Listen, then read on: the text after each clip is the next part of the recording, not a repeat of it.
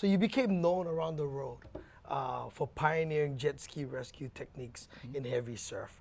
How did those innovations develop, and did you realize at the time how much that would change ocean safety? You know, we used to traditionally do the surfing events with just a rescue board and fins, pipeline, sunset, all that, and we ourselves get in trouble, and we ourselves have to get rescued, in times like that. And watching Herbie Fletcher and the guys out on the regular stand-up skis back then, that was like, wow, here's something quick, fast you can get in. And it wasn't until I surfed one of the Eddie Aikaus, I was invited from every single Eddie for the first 30 years. And one of the earlier ones I wiped out. And when I wiped out, I came up, here's the next wave coming. And I see the lifeguards in the channel, they kind of grabbed me, right? Yeah. I got to fend for myself and be ready for this pounding. And I look up, and here's Squiddy Sanchez on the stand-up ski. He comes bolting in. And he comes up to me, go, Brian, you all right? And then the wave's coming, and I look at him, and I was all in awe, going like, wow, somebody actually here. And I go, yeah. So he couldn't grab me because I would just take him out, right? Just dragging. So he split.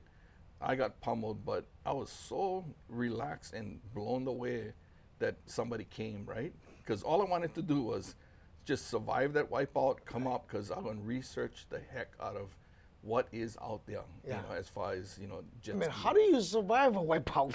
Keep breathing every time you can, right? A lot. I love games, right? And a lot of it is you make chaos your calmness, your world, and when we all train to surf the best, and sometimes, it's just fantasy, you getting wave after wave, but when the nightmare happens and you get hit, you got to switch and just relax, slow your whole, just holding your breath, your energy, because the more you squeeze, the more oxygen you're throwing away. So where you was wiping out and you saw the calmness, or you was in your calmness wiping out and you saw what the guy did, you automatically. Yeah, just tumbling around and just thinking like, first thing I'm going to do is I'm going up and I'm going to buy every single watercraft magazine and just research. Because back then, there was no computers looking around. Right. We never have iPhones and all that. So went to the store, bought all these watercraft magazines, and found this Yamaha, LX that came out, and that was the first thing I did is went to the bank, made one loan for $5,000, went to me and Melvin, I told Melvin, hey, you hold $1,000, I take $4,000. We go to Yamaha, negotiate with the guy, told him this is all I get, and it's negotiating with the guy and end up got this ski for $5,000, and then I didn't even tell my wife. So I came home with a brand new jet ski and told him, I said, oh honey, sorry, but I'm on loan for $5,000 and I bought this ski. But I told her, I said, I see the future of water safety changing from this, because now it's like I have I train all the elites, right? Whether it's military, private, or government, lifeguards, firemen, and into the use of the ski. And the 5 parts that we train is we train to have strength to hold back danger, speed to outrun danger, agility to outmaneuver danger, flexibility to bend and contort to danger so you can reduce injury, and last but not least, endurance to outlast danger. Yeah. So that's an acronym for SAFE, SSAFE. So that jet ski or that watercraft, has all that abilities.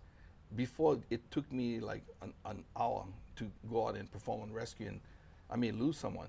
This one, it takes seconds. Yeah. But still, man, I watch you guys do that, and I'm like, holy smoke. Yeah. You guys outrunning the wave, basically, and grabbing somebody in a spur of the moment, quickly. But they're expecting you, right? Well, they at one point, yes.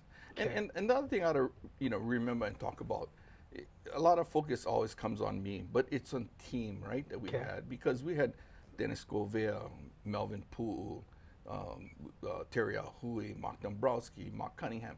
So we had core, knowledgeable lifeguards that have years of ocean knowledge and experience, augmented with this jet ski, that everybody drove. So through all of us, we all kind of like shared in the development of how to pick up, how to rescue, how to penetrate waves, how to coexist, how to run.